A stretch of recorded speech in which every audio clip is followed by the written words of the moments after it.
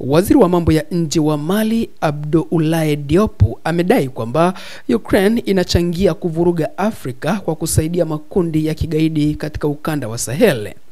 Katika mahojiano yake na shirika la habari la Urusi la RIA Novosti siku ya Jumatatu, Diop alidai kuwa hatua za Ukraine zinahatarisha kwa kiwango kikubwa usalama wa eneo hilo.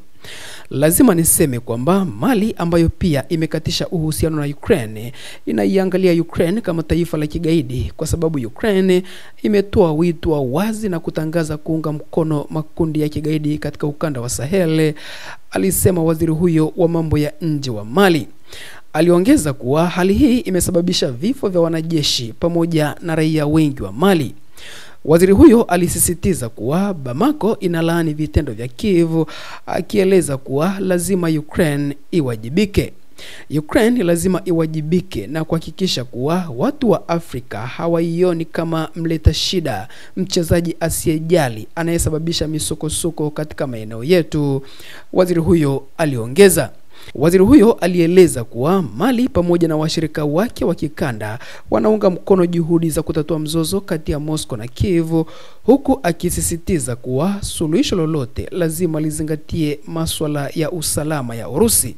Kwa mujibu wa waziri huyo mkuu wa mambo ya nje wa Mali, amani kati ya Urusi na Ukraine itakuwa na manufaa kwa dunia nzima, kwa udhabiti pamoja na uchumi wa dunia na pia kwa uchumi wa nchi zetu, na kwa hivyo tunaunga mkono juhudi hizo. Kwa hali yoyote, tunatoa wito kwa Urusi kuendelea na juhudi zake za sasa za kuanzisha amani na jirani yake huyo Ukraine. Kauli hizo zilitolewa baada ya mashauriano ya kwanza kabisa kati ya muungano wa mataifa ya Sahel unaojulikana kama AES na Urusi yaliyofanyika huko Moscow wiki iliyopita kwa mwaliko wa waziri wa mambo ya nje wa Urusi Sergei Lavrov. Diop pamoja na mawaziri wenzake kutoka Niger na Burkina Faso walikutana na Lavrov na baadaye kuhudhuria mkutano wa pamoja na waandishi wa habari. Wakati wa mkutano huo, Diop alirudia tuhuma zake dhidi ya Ukraine, akitangaza kuwa Ukraine ni mfadhili wa ugaidi na hii lazima ikomeshwe. Viongozi wa Burkina Faso, Mali pamoja na Niger wamekuwa wakitoa tuhuma mara kwa mara dhidi ya Kiev kwa kutoa silaha pamoja na mafunzo kwa waasi wa Tuareg na wapiganaji wa kijihadi katika ukanda wa Sahel. Ripoti zimeeleza kuwa ujasusi wa kijeshi wa Ukraine ulitoa taarifa zilizotumika kwenye shambulio la kuvizia la mnamo Julai mwaka jana ambalo liliua wanajeshi wa Mali pamoja na wapiganaji wa kikundi cha Wagner cha Urusi. Kiev imekanusha tuhuma hizo, ingawa msemaji wa ujasusi wa kijeshi wa Ukraine Andrei Yusov anaripotiwa kukiri kuhusika katika shambulio hilo.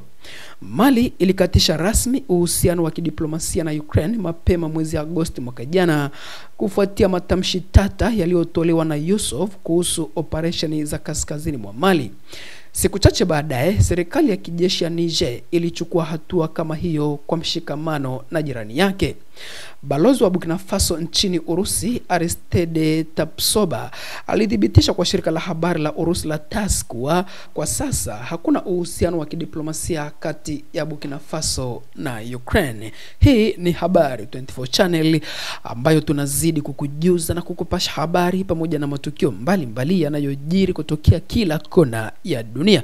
Tutazidi basi kukujuza na kukuletea habari pamoja na matukio mbalimbali yanayojiri kutokea sehemu mbalimbali kote duniani. Kama bado hujasubscribe kwenye YouTube channel hii, unaweza ukafanya hivyo kwa kubofya neno subscribe na utaendelea kupokea habari hizo basi papo kwa hapo kupitia kwenye YouTube channel hii.